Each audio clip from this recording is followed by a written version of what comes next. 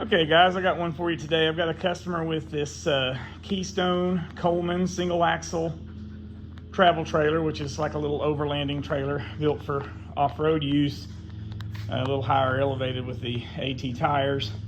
And what this customer is complaining of is that the brake controller in her vehicle, which is a Prodigy P2, is intermittently giving her error codes of SH and OL. Well, SH is short and OL is overload. Now, SH might flash occasionally if there's like a little short here and there, but what happens is if it's a sustained short, then it'll switch over to OL, which is overload.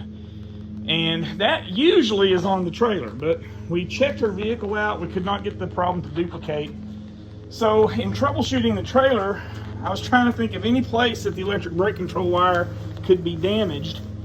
And I never really found a place up near the tongue where everything is at, but I wanted you to see this. This is what I found.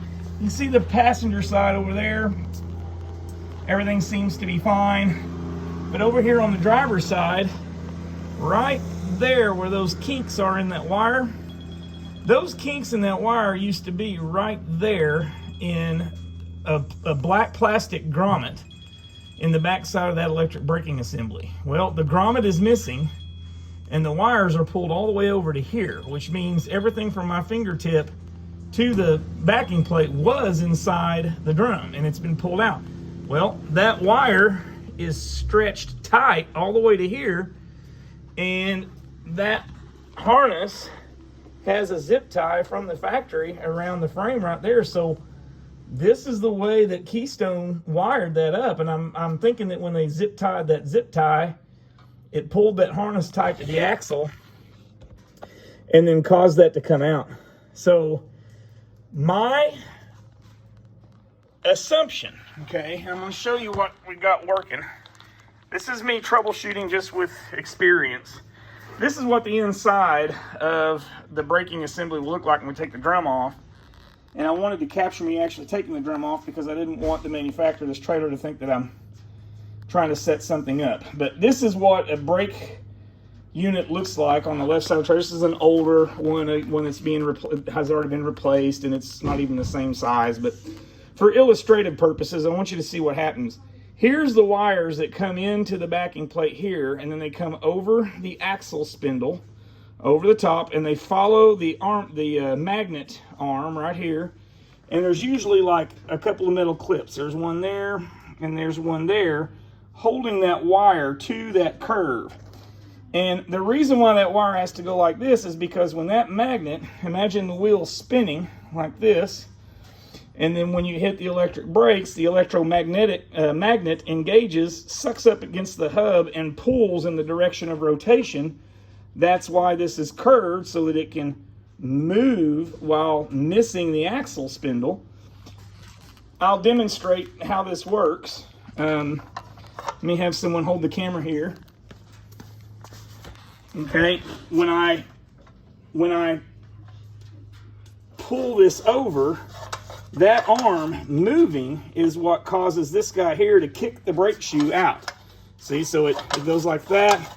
And of course, if I had the hub on here, they would both spread out evenly because of the spacing right here. So that is how that mechanism actually works inside there.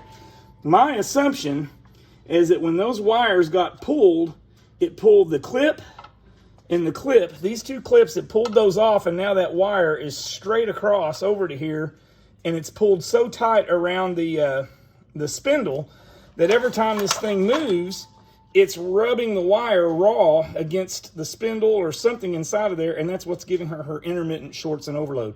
So, that being explained ahead of time, here we go. We're going to take this guy off, and I think we are going to find what I just described to you.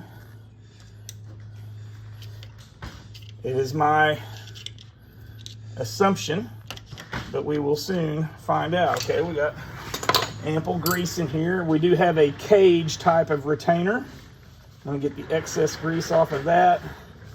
We'll replace that when it comes time to put it back in. get the cage off by getting a screwdriver between the cage and the retention nut on opposite ends.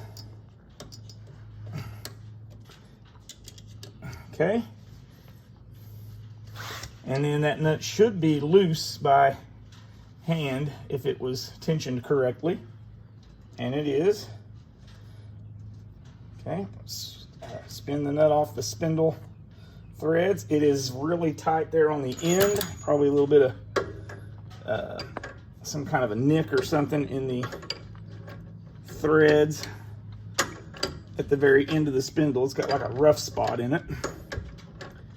Hopefully that is not an indicator of them trying to get that started with a power tool. It's still too strong by hand. It's got one little spot in it. Still can't get it. Have to go all the way off with it probably. Yeah. And we may need to clean those threads up a little bit. It's got like a little, oh there, I can see the nick in the threads right there. Okay. Now, I'm gonna put my thumb over the end of the spindle so I don't drop the outer bearing. There it comes onto my thumb. I've got the retaining washer and the outer bearing. We'll set that on that cloth. Move that out of the way for now. Okay, here we go, moment of truth. And pull this off. What did I tell you? What did I tell you? Straight across. There's your clip right there with no wire in it. There's your clip right there with no wire in it. And let's look here. Look at that. See that copper shining through that green wire? That is copper windings inside that wire. So what's happening is when she activates the brake, this is coming up against the spindle right there, touching that metal and giving us our short overload. So to fix this trailer correctly, we're obviously going to have to replace that particular damaged part of wire between here and there. I'll do that. We'll have to cut the zip tie on the axle, provide slack, pull the wires in, put them inside their clips, make sure everything works, and then button it all up again. So sometimes, and guys, this is a brand new 2023 trailer. So just because you have a brand new trailer, does not necessarily mean that you're not going to have any issues or problems. So after seeing that, I kind of, that was my suspicions that that would happen. And sure enough, we get it off, and seeing that copper in there, just to be quite honest, I hate that she's had this problem, but that makes my day because it shows that my troubleshooting without even taking that off was correct. So we'll get that fixed and bill the customer under or the manufacturer under warranty to get it repaired.